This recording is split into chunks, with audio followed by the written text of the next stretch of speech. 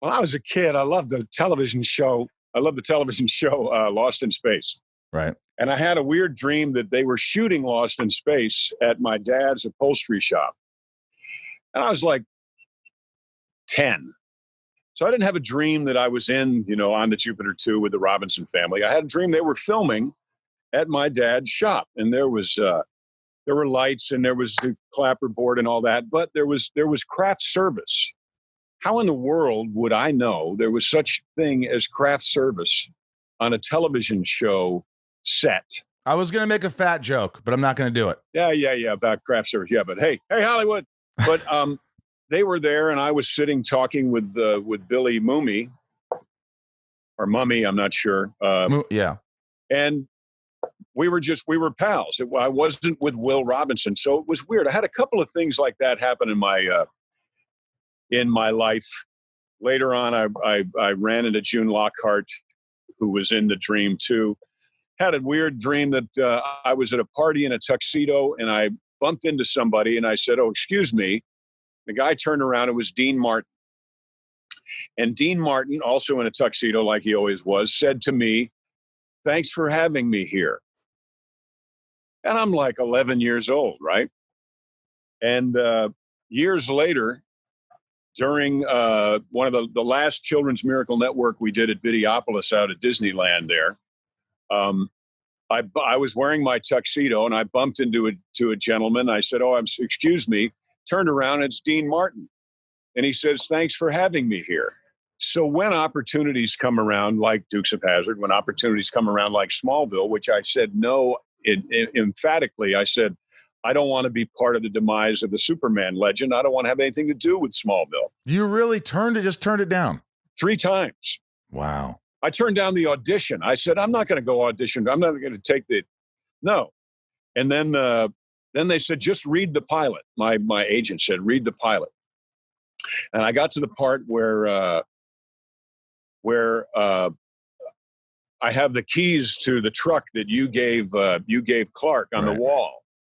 And I said, he said, "So you're saying the apple doesn't fall far from the tree?" And I said, "No. I'm saying I just want you to realize where the money came from that bought that truck."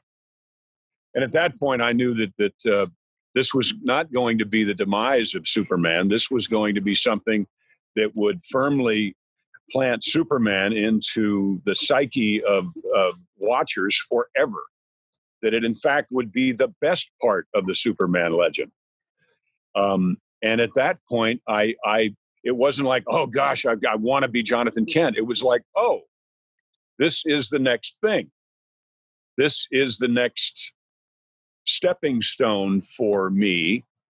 So I didn't have any doubt in the world that I was going to get it, even though there were other people there. And and somehow, Michael, this is not, it's not arrogance. It's like seeing it. When I was 18 and I read Dukes of Hazzard, I thought, oh, this is it. This is the springboard, what I've been working toward. Gosh, it's hard to explain. No, I absolutely understand it. Listen to me. There are some people who think, and I think I've been both these people, that you're like, this is me, this is the role, I'm getting this role. And then there are a lot of people who think, oh my gosh, but they're going to go out to somebody else. There's going to be so many other people there. But, you start thinking there's a certain confidence. And I think certain inadvertent, I don't know if it's inadvertent, but it's this brave sort of intuition or feeling you get when you're younger and you're like excited about something. I remember in college saying to Alexis Combs, I remember her name, sitting on the porch, and I go, I'm going to go to New York and I'm going to make it. And she's like, oh, okay. She didn't talk like that. She was way smarter than me. I don't know why I made it. I try to differentiate my voice. She was just like, okay, oh, great, Michael. That's great. And by the way, we've texted in the last 6 months. And, but I said, no, I'm going to New York. I know the odds. I know all that stuff. It doesn't, that's not about me. I know what I'm going to do. So there was a certain, and I go, remember this moment. Because you're going to go, oh my God, I remember him saying that because I felt it. It was just something I felt. So I understand that you had this feeling that this is going to happen. Yeah. Well, you have to, they say that success is when preparation meets opportunity. Right. But there's another part to that.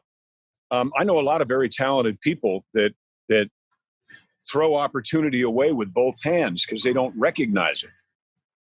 You've got to recognize, you have to expect great things. If you don't expect great things, if you look at life like, fuck, what's going to happen now? Nothing is going to happen now. Certainly nothing good. But if you look at life like, I get like a little kid. There's an Easter egg. Where's the Easter egg? I know there's an Easter egg out here because they're supposed to be. So if you look at life that way, then you start recognizing the Easter eggs and you start realizing what you have prepared for. So success is when preparation meets opportunity that you recognize.